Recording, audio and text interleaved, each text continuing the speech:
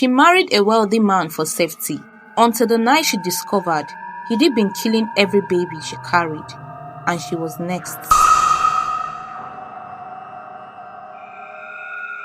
The rain started suddenly that night, heavy, violent, hitting the windows like thousands of stones. Aisha Bello sat on the cold bedroom floor of Chief Oladimeji's mansion, blood on her hands, her breath shaking, her night dress soaked in tears and sweat.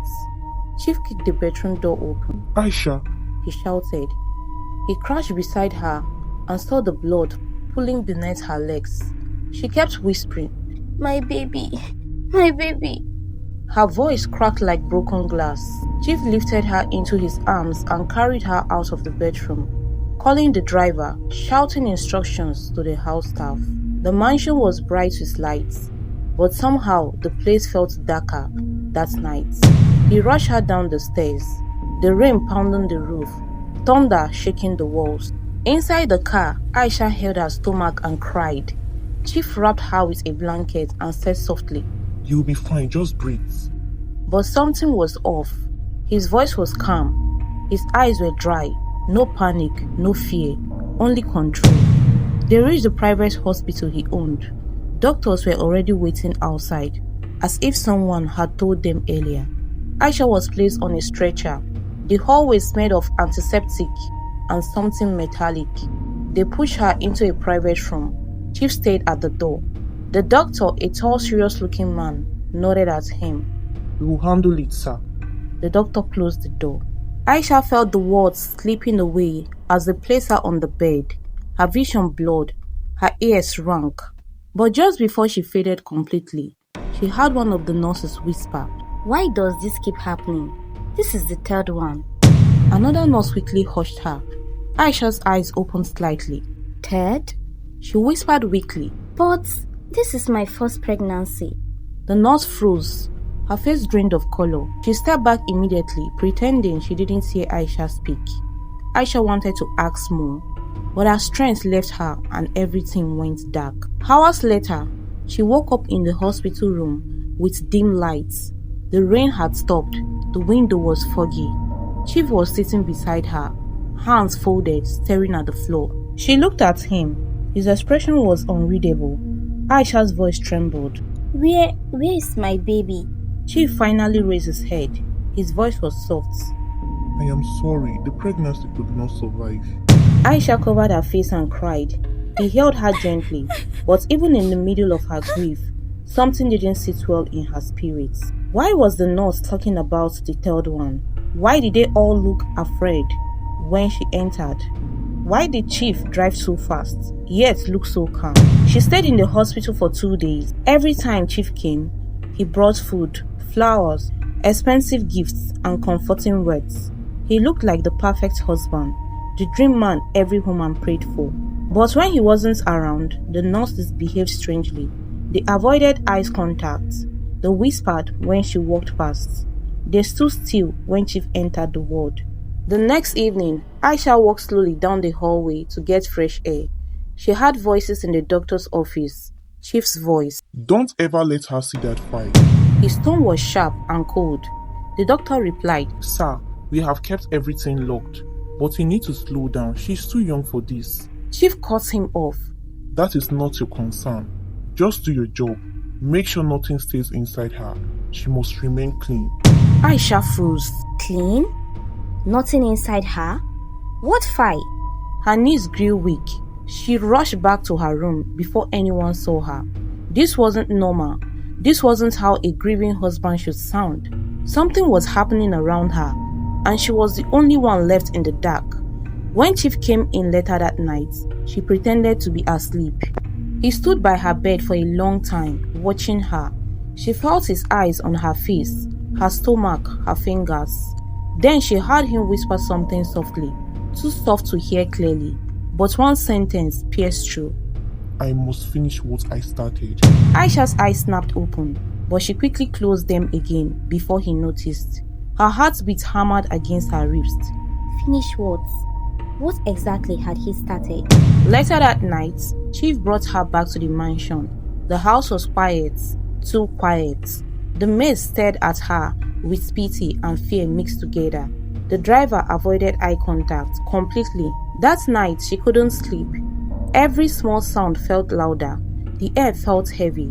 Her instincts were screaming. Around 2 a.m., she left the room quietly and went to get water. As she reached the last step, she heard a sound coming from the forbidden room, the one she was never allowed to enter. A slow dragging sound, like something heavy being moved across the floor. Aisha's breast caught. She stepped closer. The door had a double lock, but tonight it was slightly open, just 1 inch. A dim red light glowed from inside. She pushed the door gently, only enough to peep. Her eyes widened. Chief was standing inside that room. He wasn't wearing his normal clothes. He was in a white wrapper tied around his waist. Sweat covered his body, and on the table in front of him lay a small wooden box. He opened it slowly. Aisha covered her mouth with both hands. Inside the box were strands of her hair, dried drops of blood, and an ultrasound photo, her ultrasound photo. Chief touched the photo and whispered, "Your blood keeps me strong." Aisha stepped back fast, hitting the wall. Her heart almost stopped. Her miscarriage was not accident. Her husband, the man she trusted, didn't lose her baby. He took it. She turned to run back, but something caught her eye, a shadow. Someone was standing in the corner of the hallway. It was one of the older housemates, Mama Shadi, the woman everyone said was slow and mentally unstable. She looked directly at Aisha, eyes wide, shaking her head slowly. She whispered one sentence in a trembling voice. Don't sleep in that room tonight. Aisha didn't move, couldn't move. Mama Shade stood at the end of the hallway, her frail body shaking, her eyes wide with terror. Her whisper repeated in Aisha's head. Don't sleep in that room tonight. Aisha's heart raised so fast she pressed a hand to her chest. She looked back toward the forbidden room. Chief was still inside, muttering to himself, the red lights flickering against the walls. She slowly backed away from the door, careful not to make a sound. The wooden floor creaked slightly under her heel, and Mama Shade flinched like someone hit her. Aisha whispered shakily, Mama Shade, what do you mean? Why shouldn't I sleep? Mama Shade shook her head sharply, her finger pressed to her lips. Shh, not here. She muttered. Her voice was tight and broken. Never here. Then she pointed upstairs. Aisha took one step toward her, but the forbidden room door made a loud thud. Chief slammed it from the inside. She gasped and stepped back. Mama Shade vanished into the darkness of the corridor, as quietly as smoke. Aisha turned and went away slowly, every part of her body trembling. When she reached her room, she locked the door quietly and leaned her back against it, sliding down until she sat on the carpet. Her mind raced. What exactly was Chief doing with the ultrasound pictures? Why did he have her hair? Why did he say your blood keeps me strong?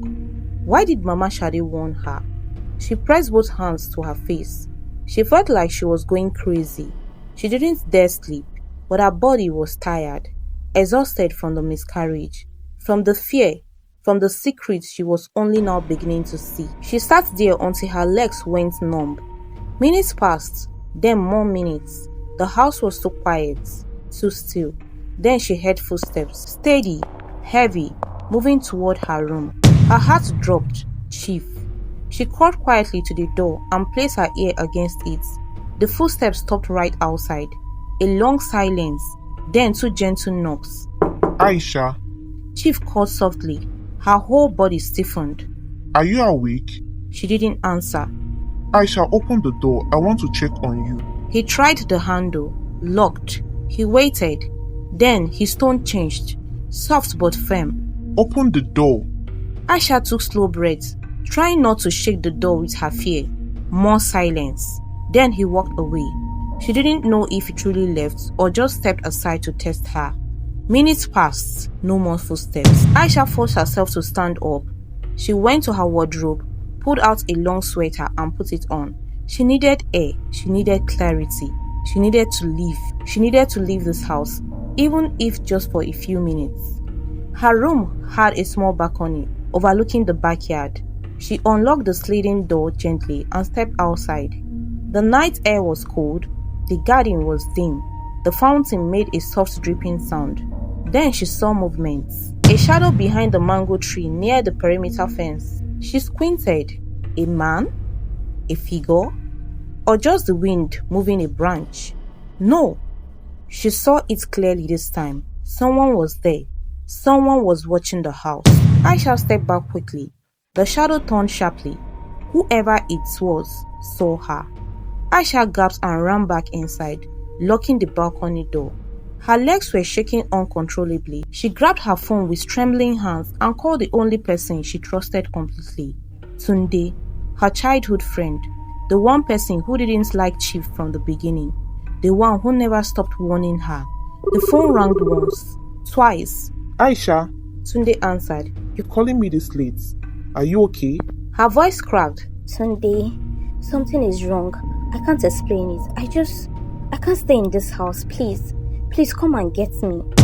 Tunde's tone changed immediately. Where are you? At home. But don't come to the gate. Someone is outside. I think he's watching. Tunde exhaled sharply. Listen carefully. Stay in your room. Don't open for anyone.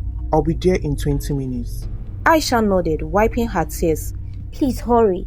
I will just stay awake. She cut the call and sat on the bed, hugging her knees, feeling the weight of dread pressing down on her. Minutes later, she heard another sound. Not footsteps, not voices, something else. She strained her ears. It was coming from under her bed, a slow dragging noise. Her breath caught. She slowly got off the bed and knelt beside it. Her fingers trembled as she lifted the duvet to peek underneath. At first, she saw nothing, just darkness. Then she saw movements. A small object was lying there. She reached carefully and pulled it out. When she saw it, her entire body went cold. It was a torn piece of cloth, stained with dried blood, the same clothes she wore the night she lost the pregnancy. The hospital never gave her anything back. She remembered crying in the bedroom while nurses cleaned the floor. So what was it doing under her bed? She stared at it, shaking violently. Then she noticed something else. Something carved poorly into the clothes with a sharp object. It was a name. Her name, Aisha. Before she could react, her door handle turned slowly. Once, twice. Then a soft voice whispered, Aisha, I know you are awake. It was Chief. And this time, his voice wasn't soft.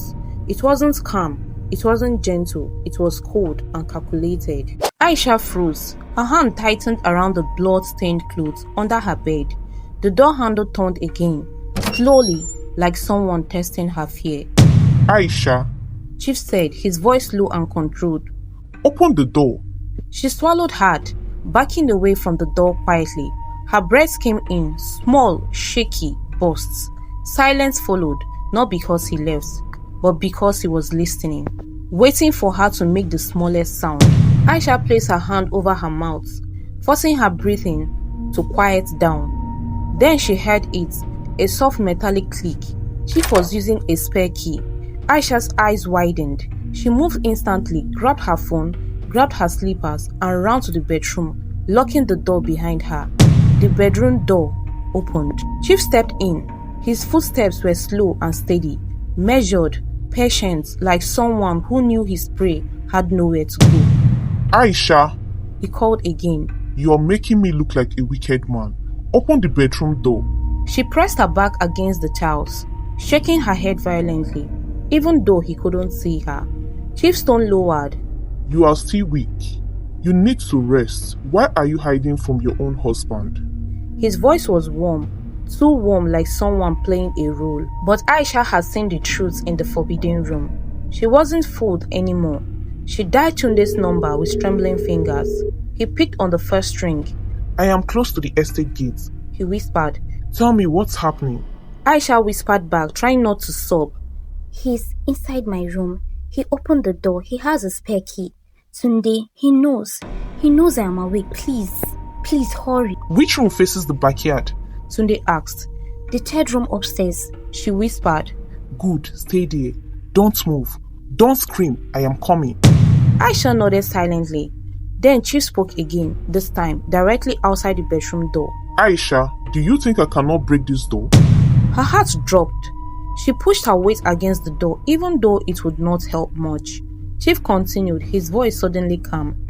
You lost a lot of blood. You are weak. If you fall or collapse in there, I will not be able to help you. Come out. I just want us to talk. Aisha squeezed her eyes shut. He was lying. She knew it. She could feel it in her bones. Chief's hand twisted the bedroom handle. Locked. He sighed. Why are you behaving like this? His voice now held a sharp edge. I have taken care of you. I gave you everything you wanted. And now you hide from me like I am a monster? Aisha didn't answer. He stepped away briefly. She heard his footsteps move to the wardrobe. What is he doing? Suddenly, the light in the bedroom flickered, then went off completely. All power is from my room, He said casually. You forgot whose house this is. Aisha's hand shook in the darkness. Chief returned to the bedroom door and knocked once more, harder this time. You will come out, He said quietly. one way or another. Then the sound came, a sharp metal clank. He was using something heavy. He was prying the door open. Aisha pressed her hand over her mouth, trying not to scream. Tears fell uncontrollably. Her phone buzzed. Tunde again. She picked immediately. I am inside the compound. He whispered. Climb down from the balcony. I am behind the mango tree. Aisha felt dizzy. I can't. The balcony is locked. He turned off the lights. He's trying to break the bedroom door. Tunde swore under his breath. Okay, listen. Is the small window in the bedroom open? She looked up. A tiny rectangular window near the ceiling. Barely enough space, but she could try. Yes, She whispered. it's open. Good. Climb on the toilet seats. Pass your head through first. I will catch you. Her breath shook. Tunde, this window is too small. Try. He insisted. You don't have time. Another heavy bang hit the bedroom door. The handle cracked. His voice grew deeper and angrier. Aisha, open this door before I lose my patience. She kicked off her slippers and climbed onto the toilet seat. Her hands pushed the window open as much as she could. Her shoulders struggled to fit. She pushed harder. Outside, she heard Tunde's voice, low but urgent. Come on, Aisha. Push. Push. The bedroom door banged again. This time, a piece of wood splintered. Aisha! Chief shouted. His voice was full of anger now. You are testing me. Aisha pushed her shoulders through the window frame. The sharp edge scraped her skin, but she didn't stop. Her body lifted halfway through. Then, crack. The bedroom door started to split. Tunde grabbed her wrist from outside. I've got you. Don't stop. She squeezed her eyes shut and pushed with all her strength. Her hips caught on the window frame. She bit her lip to stop from crying out. Inside the bedroom, Chief hit the door again, roaring in frustration. One more push, Aisha. Tunde whispered urgently. She inhaled sharply and forced her entire weight forward. Pop! She slipped through. Tunde caught her waist from outside as her legs dangled mid-air. At that exact moment, boom! Chief broke through the bedroom door. Aisha screamed. Run! Tunde shouted. He pulled her completely out of the window. They landed on the grass together. Aisha's knees scraped the ground, but Tunde grabbed her hand immediately and pulled her to her feet. Inside the house, Chief's voice boomed from her room window. Aisha! Aisha turned to look. Chief was at the window, his eyes wide, his chest heaving, his face twisted in pure rage. He looked nothing like the calm gentleman she married. He looked like a hunter who had just lost his prey. Aisha! He bellowed. Tunde pulled her arm. Don't look back, run! They sprinted across the backyard toward the fence, but before they reached the wall, 3 men stepped out of the shadows. Tall, silent, wearing black. Aisha's heart stopped. Chief wasn't alone. He had backup. Men who'd been watching the house all along. Tunde froze. Aisha grabbed his arm. The men didn't rush. They didn't shout. They simply closed the distance slowly, calmly, like people used to catching runaways. Aisha's voice shook. Tunde, what do we do? One of the men smiled faintly. You should have stayed inside, madam. And that was when Aisha realized there were only 2 ways this night would end: escape or disappearance. The 3 men moved closer, step by controlled step. No shouting, no panic, no rushing. Just slow, quiet confidence, the kind you see in people who have done this many times and always succeeded. Aisha's fingers tightened around Tunde's hand. Tunde, don't let go. She whispered. I won't, He said, his voice low, steady, but his eyes scanning rapidly for anything, a hole in the fence, a path, a weakness. The men spread out, forming a triangle around them. One on the left, one on the right, one blocking the path ahead. They weren't here to scare her. They were here to take her. Aisha's breath caught. Behind them, the mansion's balcony lights came on. Chief stepped out. He wasn't shouting now. He wasn't angry. He was smiling. A slow, chilling smile. The kind that told her this night was exactly how he planned it. Aisha, He called. Voice smooth and calm. you can still come back inside. Don't embarrass us.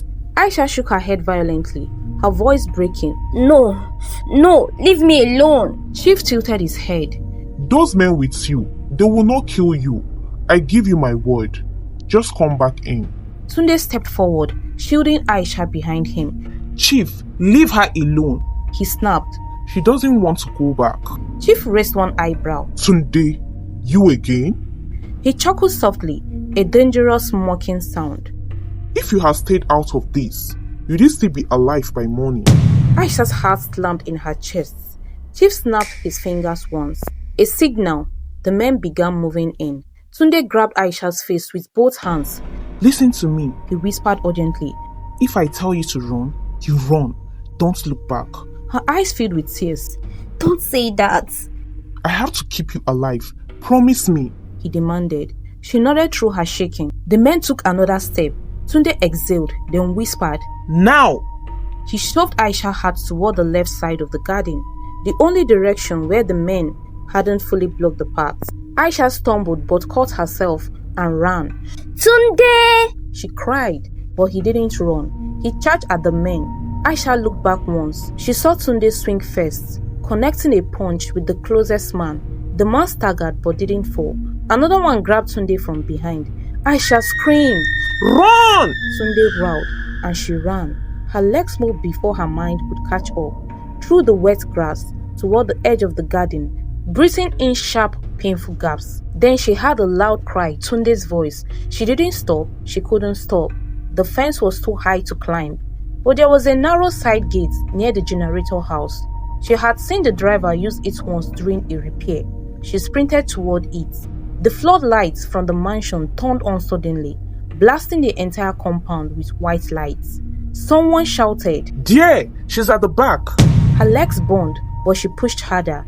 She reached the small gate and grabbed the handle. Locked. No! She whispered, pulling desperately.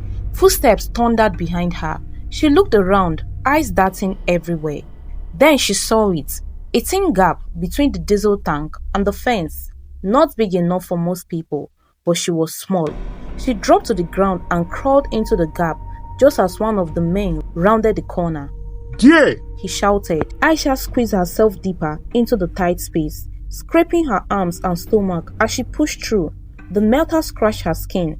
Her shoulder hit the concrete wall. She kept going. The space opened slightly near the end. She twisted her body, squeezed through, pushed with her elbows, and then pop! She flipped through to the other side of the fence, falling onto a patch of sand behind the estate perimeter. She gasped for air, coughing, shaking. Voices echoed on the other side. She got through. Go around. She's behind the estate. Aisha scrambled up and ran barefoot in the dark, her feet hitting stones, sand, and broken sticks. Her breath came in sharp, painful bursts. The estate was surrounded by bushy patches and unfinished buildings, dark, unpredictable, empty. Her phone buzzed in her pocket. She grabbed it immediately. It was Tunde. She answered with shaking hands. Tunde, where are you? His voice was low, weak, strained. Aisha, run! Don't come back! We are... The line cut. No, Tunde! She cried. She redied, switched off. Her heart broke. Tunde, please! She barely had time to cry before she saw headlights in the distance. 2 cars from the estate security house driving out. The men were searching for her. Aisha wiped her tears aggressively and started running again into the darker part of the abandoned buildings district.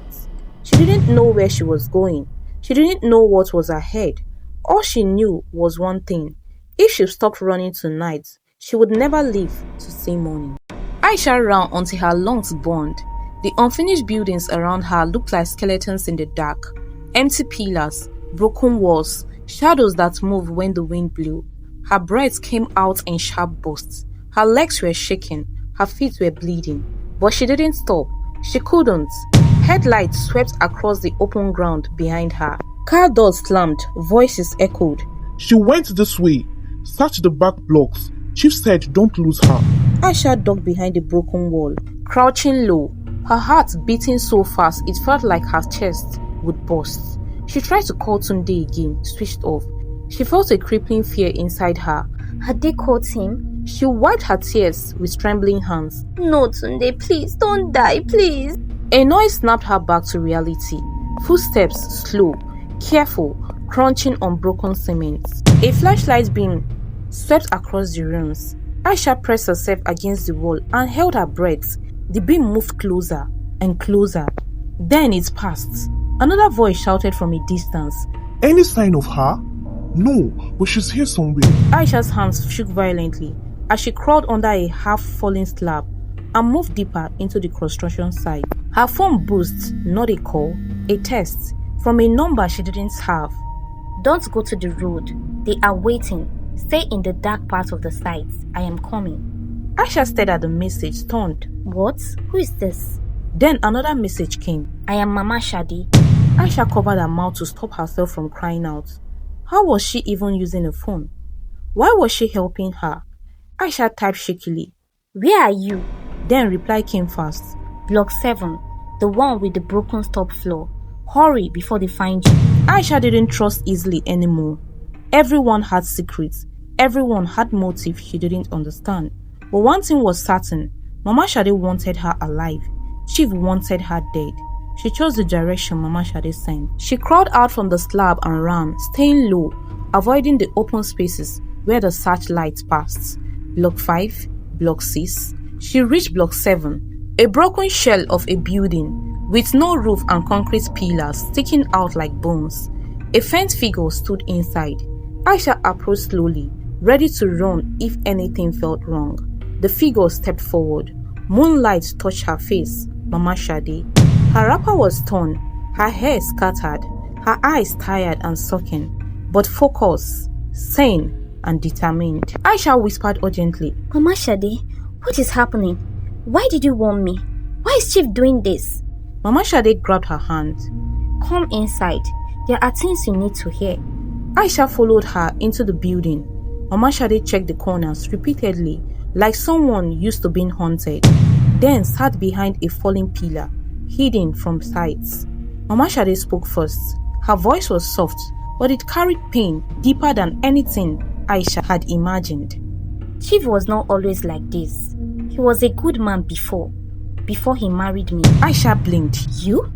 You were his wife? Mama Shade nodded slowly. My real name is Shade Williams, not a maid, not a mad woman. I was his first wife. Aisha's mouth fell open. But Chief said his wife died. Mama Shade laughed. A hollow, broken laugh. I wish I died. It would have been easier. Aisha swallowed hard, her skin prickling. Mama Shade continued. I had 5 miscarriages, 5 babies lost. Doctor said my body was fine. Everyone said it was normal, but it wasn't. Aisha's breathing stopped. Mama Shade leaned closer, her voice shaking. Every miscarriage I had was planned, created and caused. Aisha felt like she would vomit. No, it can't be. Mama Shade touched her cheek gently. Child, your husband does not want children. He wants something else. Aisha whispered. What does he want? Mama Shade inhaled sharply, trying to control her tears. He believes the blood of unborn children keeps him alive, gives him strength, power, riches. Men like him don't go to shrines in the forests. They do everything in their homes, in their hospitals with doctors who obey. Aisha's voice cracked. My baby, he took my baby. Mama Shade nodded painfully. And he will take more, until the woman dies too. After the womb stops giving him what he wants. Aisha shook her head, tears streaming down her face.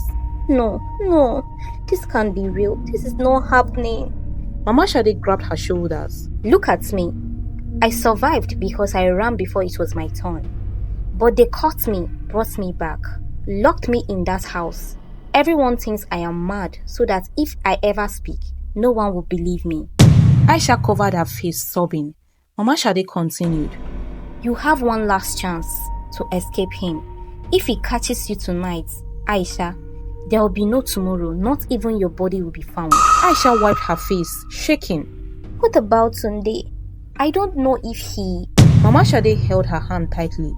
We need to leave this place now. Just then, footsteps. Close. Very close. Voices echoed through the abandoned building. Check block 7. She must be hiding there. Spread out. Chief said she's not leaving this site alive. Aisha's heart froze. Mama Shade grabbed her hand. They are here. Aisha whispered, voice cracking. What do we do? Mama Shade looked her straight in the eyes. We run again. But before they could move, a figure stepped into the entrance. A flashlight beam shot across the floor, sweeping toward them. The men had arrived, and they weren't alone. Behind them, walking slowly, Chief Oladimeji. His eyes looked onto Aisha's. He smiled faintly. Aisha, come home. Chief stepped fully into block 7. His footsteps echoed in the hollow building. His men fanned out behind him, blocking every exit. Aisha, he said calmly. Don't make this uglier than it is already. Come home, I will forgive you. Mama Shade squeezed Aisha's hand. Aisha's chest tightened. Forgive her? For running from death? She wiped her face quickly. Chief's eyes shifted to the older woman. Shade, he said coldly. You again? Mama Shade didn't flinch. Her voice was quiet but sharp. You took everything from me. You will not take her too. Chief smiled. A small chilling smile. You were disobedient. Aisha is making the same mistake. He raised his hand slightly. His men stepped forward. Aisha's breast broke. Mama Shade, we are trapped. Mama Shade grip tightened. Child, listen to me carefully. When I say run, you run with everything you have left. Aisha nodded, tears rolling uncontrollably. You cannot outrun us. Chief warned. You are tired. You are bleeding. You are weak. Accept your fate with dignity. Aisha's body shook violently. His words were too calm, too certain, too final. Then Chief turned to his men. Bring her. That was the moment Mama Shade whispered. Now! Aisha didn't move. Not because she didn't want to, but because her body froze. Fear locked her joints. Her legs refused to obey. Mama Shade shoved her hard. Run! Aisha stumbled, fell, then scrambled to her feet and bolted. The men charged. Mama Shade blocked one man with her entire body, screaming, Leave her! The man shoved her aside. She fell hard against a pillar. Aisha cried out, Mama Shade! Mama Shade lifted her hand weakly. Keep running! Aisha turned and sprinted toward the far end of the building, her heart pounding violently, her breath breaking, her vision blurred by tears. Behind her, catch her! Block the side! Don't let her leave block 7. Aisha spotted a narrow opening, a broken space in the wall that led outside, barely big enough for one person. She ran toward it with everything she had left. A man appeared at the opening, too late. She ducked under his arm, scraped her shoulder against the concrete, and burst out into the night. Pain shot through her body, but she kept moving. The men scrambled behind her. She ran into the bush behind the buildings, sand cutting her feet, branches whipping her arms. Then she saw it, a long concrete drainage tunnel, half constructed, dark, narrow, stretching under the estate wall. Without thinking, she dove into it. Her knees hit the ground hard. She crawled through fast, panting and sobbing as death filled her fingers. Behind her, one of the men shouted, She went into the tunnel. Go through the other side. Aisha crawled faster. The tunnel smelled of mud and metal. Rats scurried ahead. Sharp stones cut her palms. She didn't stop. She heard footsteps pounding above the tunnel, the men running to block the exit outside. Aisha crawled faster than she ever had in her life. Then, a flashlight beamed at the far end of the tunnel. They had reached the other side. She froze. 2 men were blocking the exit. One bent down, shining his light directly inside. Aisha, come out. There's nowhere left to run. Her body trembled uncontrollably. She looked behind her. The men from the other side were also running to the entrance she came through. She was trapped. Her chest tightened. Her vision dimmed. Her heartbeat roared in her ears. God, please, she whispered. The two men crouched lower, crawling slightly into the tunnel to reach her. She scrambled backward in panic. Then her hand hit something metallic in the dirt, a wrench. Left behind by construction workers, she grabbed it instantly. The first man crawled closer, reaching for her ankle. Aisha swung the wrench with every ounce of fear left in her. It hit his face. He screamed and fell backward. The second man shouted, "What happened? Grab her!" Aisha crawled over the first man's body, squeezing past them before the second could react. She burst out of the tunnel into open air, but she wasn't free. Chief's car, the black Prado, was parked ahead, and Chief himself stepped out of it. He looked at her, slowly, deeply, like he was memorizing her face one last time. "You are a stubborn girl, Aisha. This ends now." Aisha grabbed the wrench harder. He didn't stop. He came closer and closer. Then headlights suddenly flashed from the left. A car swerved in from nowhere, blocking Chief's path. The door swung open. Tunde! Aisha gasped. He was injured, blood on his forehead, walking with a limp but alive. He shouted, "Aisha, get in!" Chief turned sharply. "Tunde," he said calmly. "I warned you." Tunde ignored him, pulling Aisha into the car. Chief snapped his fingers, calling his men. Men ran toward them from every direction. Tunde started the engine. Chief shouted, "Stop that car!" Tunde floored the accelerator. The car launched forward. Chief's hands slapped onto the car window as they sped past him. Aisha looked back and saw his face twisted with cold rage, his eyes burning. Chief shouted after them, "You cannot hide. Lagos is not big enough." Tunde kept driving, speeding, turning corners, dodging lights, swerving through empty roads. Aisha held onto the seat, tears running down her face. When Tunde finally stopped near a crowded night market, he stopped the engine and turned to her. "Are you hot?" he asked. Aisha stopped, shaking her head. No, but Mama Shade, they hurt her. Tunde grabbed her hands. "We will get help. But first we need police. Not local police. Not his friends. Someone that can't be bought." Aisha stared at him, still breathing hard. Tunde, will he find me? Tunde looked out the window, scanning the markets. Normal people, cooking, selling food, laughing, living their lives, unaware of the nightmare happening nearby. Then he looked back at her. His voice was steady. "Not if I'm alive." She burst into tears and leaned against him. He held her tightly. "You are safe now," he whispered. "I promise you." But as they sat there catching their breaths, neither of them noticed the black Prado parked quietly across the road. Inside it, Chief watched them, silent, still, ice cold. He touched the dried blood on his knuckles. Then a slow smile spread across his face. "This is not over," he murmured. But for Aisha, tonight for the first time, she lived. The night markets buzzed around them, but Aisha heard none of it. Her ears still echoed with Chief's voice. Her hands still shook. Tunde touched her shoulder gently. "Aisha, look at me. You are safe now." She nodded, but the tears wouldn't stop. Her entire body felt like it had been carrying thunder. Tunde helped her into the back seat of the car, giving her his jacket to cover her shaking shoulders. "We are not going home," he said firmly. "Chief knows your house, your mother's house, everyone. We are going somewhere he can't reach you." Aisha wiped her face. Where? "A friend of mine. He works with Federal CID, not local police, not chief boys, a real officer." Aisha stared at him, exhausted but trusting. They drove through the city until they reached a gated compound in Yaba.